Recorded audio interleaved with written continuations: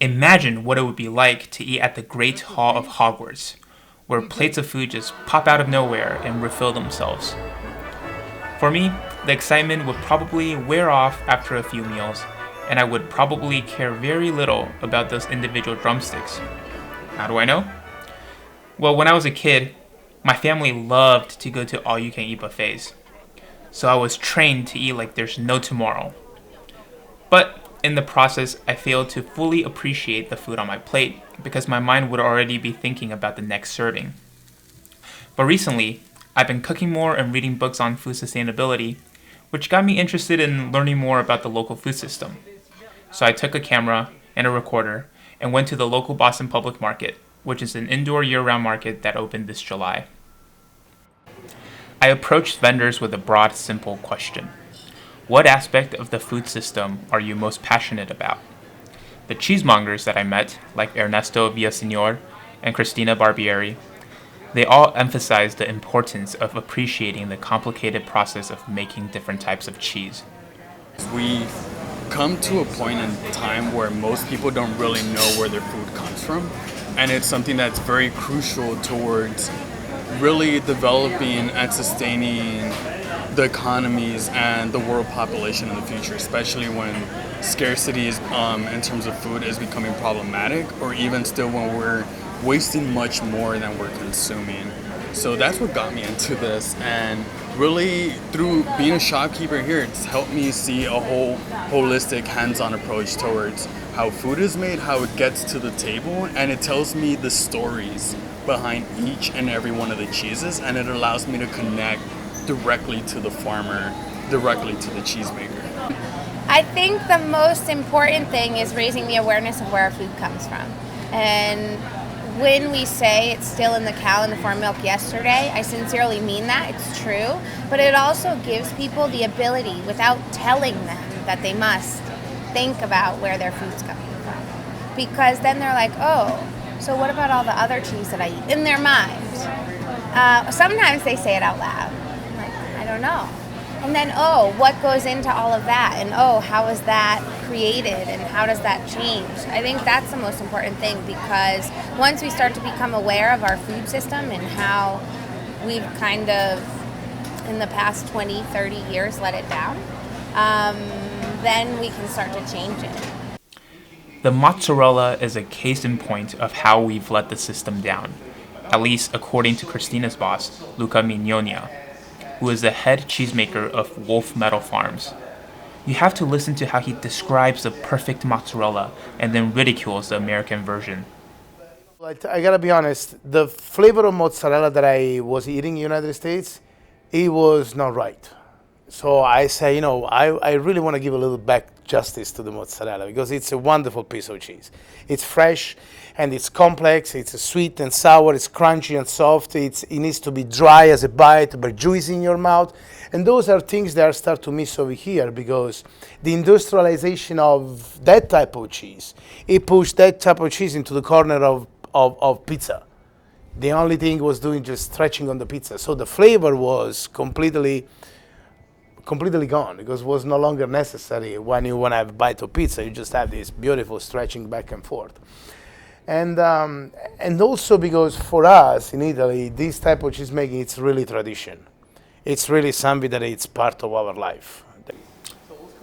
A complex flavor, a tradition, a way of life. These experiences are sustained by our awareness. If we are aware of something, there's a chance that we might like it. And if we like it, we could support it. But if people are not aware that Luca's cheesemaking process is integral to making traditional mozzarella, or if people are not aware that mozzarella can be so complex, then it will be difficult to support this tradition. After all, you can't really care about something unless you know about it. Katie Park of Jasper Hill Farm talks about how customers support the process that goes into cheesemaking. I think when people buy cheese, they're buying a product that has been handmade, especially any of the gourmet cheeses that are out there. And if they think about the fact that they're buying a piece of cheese that's supporting families, not just farmers, but cheesemakers, the people who are selling the cheeses. So it's a long list of sustainability in regards to people being able to do what they do and being able to do their craft. When I go shopping for food, I try to support sustainable agriculture by going to grocery stores that say they support local farms. But even then, I'm just taking someone's word for it. Lee Miller works at the Market's Kitchen, where they host many events and activities related to healthy living and sustainability. She spoke to me about how small farmers have a hard time competing with chain stores. There's a lot of small businesses and small farmers that are really struggling, and especially through New England. I grew up in New York State, and there's a lot of small farm towns that are sort of dying across the state, and it's just because people are buying things from these big chain stores that they think are supporting agriculture in a way that they're not necessarily, especially not at home. And small farmers have to compete with big food companies, not only for the support of the customer, but also for the support of the government. Claire Rosenberg, who works at the produce booth for Stillman's Farm, believes that the government should be doing more to help small farmers. So I think there's a lot the government could be doing that they're not necessarily doing to help the food industry. Like Michelle Obama acts like she cares so much about the food and nutrition in this country, and yet they've really, they do things about school lunches, and Americans need to be eating less sugar and less fat, and yet almost all of the subsidies in this country go to subsidizing corn and wheat. We're not subsidizing small farms, we're not subsidizing organic farms, we're not even really subsidizing any produce outside of those two. Americans certainly don't need more corn and more wheat in their diets. So I just think that there are a lot of changes in that respect that could be made that just are not being made. For us, we're so small that it's really hard for us to continue, even for farmers and people that are on such a small scale. You don't get the tax breaks, you don't get a lot of larger agricultural businesses are set up in the way that, they do take tax breaks. They do get the breaks on, if you buy so much of this, then you get 50,000, fruscelli, ricotta strainers. If you buy 50,000, then you can get them for $0.01 each. But if you buy, like 500, like that's the most that we would need. They're like almost, $3.50 each. So that disparity is so huge, and it makes it so difficult in the manufacturing of food, especially working with small farmers.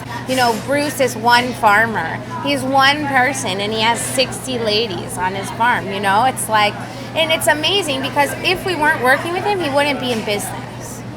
So that is huge. And so our commitment is beyond what we do here, but it's also for him. And this is true for fish as well. Fishermen go out to sea before sunrise to catch live fish. We go to the fishmonger after opening hours to get some prepared seafood. So it might not be easy to relate to the hard work of the fishermen. And this is an issue that Valerie Rosenberg at Red's Best Seafood encounters at the market. What Red's Best is really focused on is sustaining the livelihoods of American fishermen, and those specifically from New England. So these are community-based fishing boats, local boats that are going out trying to sustain their families and feed themselves. And I think there's a really big miss between the consumer right now understanding where their food comes from still. They're asking great questions, but I think that there's still like a whole part of the conversation that they're having trouble grasping because we haven't really done a great job as a whole society or consumer and food chain and all that, letting them know that like your food comes from a whole fish and somebody has to break down that whole fish, and that comes with skill, experience, fortitude, persistence, willingness to like live a little gritty in order to make this beautiful place come alive. The fishermen do it all, and our guys over at our locations are really the ones who are like putting in the time to make sure that this fish is as fresh as possible, so that when it reaches the end consumer here, they're asking more and more questions, coming back more and more hungry for more and more different variety and abundancy of what are those abundancy of local species. So it's exciting. Just as it is important to appreciate the work that goes into making our food, it is equally important to appreciate the food itself. For example, Ernesto told me about his frustration with food waste. According to the Natural Resources Defense Council in 2012, around 40% of food is never eaten and goes to waste in the United States. It's a waste of energy. It's a waste of energy. It's a waste of resources. Not to mention that there's a lot of people that go hungry, yet because of the inefficient system and the culture that brews that level of inefficiency and apathy towards food, most of it goes to waste when it's not really necessary. Then we have this like very perfectionist approach towards food that if something doesn't really look like a potato, for example, if it's a little bit deformed, it just goes straight to the landfill. So apparently, we have an arbitrary, shallow, and unrealistic standard of beauty for food as well. John Gray's story at the Silverbrook farm stand sees people choose quote-unquote normal-looking vegetables over ones that look different all the time. One of my frustrations, I guess, is that everybody's kind of conditioned to just, want, the perfect looking fruit or vegetable and everything. And in reality, it's, the stuff doesn't look perfect all the time. Like if you have rocky soil, then carrots are going to kind of just, try and get around rocks and become all like gnarly looking and stuff like that. And it has nothing to do with flavor. It has nothing to do with nutrient content. Our greens and our kale, so we're not spraying it with any pesticides, and so I'll bring it to market, and what happens when you don't spray it with pesticides is bugs eat it, and so there'll be some bug bites in it. And so what I tell people is like, well, if you see bug bites, then that's just proof that it doesn't have chemicals on it, and that it's safe to eat. My stuff actually looks pretty good today. I mean, here because there's so much of that, I go through everything and so I guess I'm kind of guilty of it, but yeah, I just put out all the really nice looking stuff here because it's just really tough. And then with odd misshapen root vegetables, I've been chopping them up and making a roasting mix with them. We also see similar biases when it comes to selecting what types of fish to eat and even what parts of the body to eat. The consumer's knowledge base is probably the most frustrating and the most exciting, if you will. So it's really, we have so many people who are hungry to learn more, but so many people have come in asking for shrimp and for salmon because that's what they know as seafood. And we have over 60 different species available to us right here in the Northeast. And just to be able to communicate that to them, whether they see a cod head or they see, or cod, I think that it's starting there and just having those discussions about like underutilized parts or even just fish that are sort of underloved at this point that are so delicious, like skate cheeks, for example. We're starting to sell so many skate cheeks, and that's really exciting because it means that the fish that our fishermen used to be throwing back, they're actually able to make money on now. So they used to be very hard to break down on the boat, and now our Red's Best is able to buy that fish from them, break it down for them, fillet it for them, and make money for them. And that's really amazing. So that's a species that's available all year long, so fresh, so beautiful. Part of appreciating food requires us not to be too picky with what we eat, not to ignore good food just because we aren't used to it. Sustainability asks us to embrace the diversity of food, to be aware of what's available locally and seasonally. Linda Jarrett of Stillman's Farm talks about preserving food. A lot of people don't know how to preserve food. And you start talking to them about, well, they ask you, how long is corn going to be around? And you say, well, you could prepare for the winter and have some corn in your freezer or in your pantry if you think about, preserving it in some way, shape, or form. This all sounds great. Awareness, appreciation, flavor, nutrition, diversity, sustainability. But there's one big issue: affordability. The food we have here is honestly, it's cheaper than a lot of stuff that you'll find at Whole Foods and stuff you'll find at Stop and Shop or any larger grocery stores. But it's just kind of a shame that the nutrition in this country is reflected of people's socioeconomic class. I don't think that's right. In an effort to address this problem, the Boston Public Market partnered up with Project Bread, a nonprofit anti-hunger organization in Massachusetts, to offer free cooking classes to teach people to cook healthy on a budget. And a large part of that program's explain to people how you can kind of use your money to buy like one really good ingredient, like one higher price point ingredient, say from the market, and make that sort of like the star of your meal and build around that and maybe get some more bargain price things, but just have like those one or two things that you got locally that are really good for you, and trying to get people from sort of all aspects of life to embrace that sort of philosophy, because there's kind of a mistaken belief that like you have to spend a lot to eat organic or to eat local, and that a lot of people feel like, well, that's great, but I can't afford it. So trying to make it accessible to everybody. We can also make better choices at the grocery store by being more critical of the information on food labels. I think that there's a lot of mislabeling in food, especially like pretty much there's no regulation to the term all natural. You can put all natural on almost anything you want. And so I think people think they're getting better quality products a lot of time than they necessarily are, or that they're buying something was sustainable and good for the environment and fairly grown, and it's not necessarily true. And I think we need to get more education and awareness about that.